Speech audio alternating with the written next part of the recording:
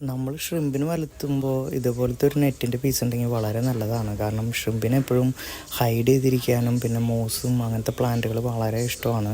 അപ്പോൾ നമ്മുടെ കയ്യിൽ അത് കുറവാണ്, നമ്മുടെ ഇതിനകത്ത് കുറവാണെന്നുണ്ടെങ്കിൽ നമ്മൾ അവർക്ക് ഹൈഡിങ് പ്ലേസ് ആയിട്ട് നമ്മൾ ഈ നെറ്റിൻ്റെ പീസ് മുറിച്ചിട്ട് കൊടുക്കുന്നത് വളരെ നല്ലതാണ്. അപ്പോൾ നമ്മളിത് കുറച്ച് അക്വേറിയം വളർത്തുന്ന ഷ്രിമ്പിനെ വളർത്തുന്ന ബ്രീഡേഴ്സിൻ്റെ അടുത്ത് നിന്ന് അറിഞ്ഞ് വന്നതാണ്. അപ്പോൾ നമ്മളും ഇതുപോലെ ഒരു നെറ്റ് വാങ്ങിച്ചു. ഇത് ചീപ്പായിട്ട് കിട്ടുന്ന നെറ്റാണ്, എല്ലാവർക്കും അറിയാം. അപ്പോൾ അങ്ങനത്തെ ഒരു പീസ് നെറ്റ് നമ്മളതിനകത്ത് വെറുതെ ഇട്ട് കൊടുത്താൽ മതി. അത് കഴിഞ്ഞ് കഴിഞ്ഞപ്പോൾ ഒരാഴ്ചയ്ക്കുള്ളിൽ നമുക്ക് അതിൻ്റെ ഡിഫറൻസ് കാണാം. അതിനകത്ത് ഈ കുഞ്ഞുങ്ങളും എല്ലാവരും വന്ന് അതിൻ്റെ ഇടയിലൊക്കെ ഒളിച്ചിരിക്കുന്നത് കാണാം.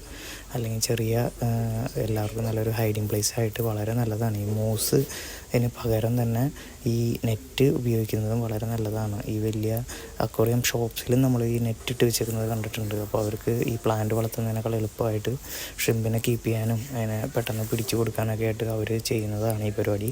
അപ്പോൾ നമ്മളും ഈ ഒരു നെറ്റ് ഇട്ട് ഐഡിയ ചെയ്ത് നോക്കിയതാണിത്.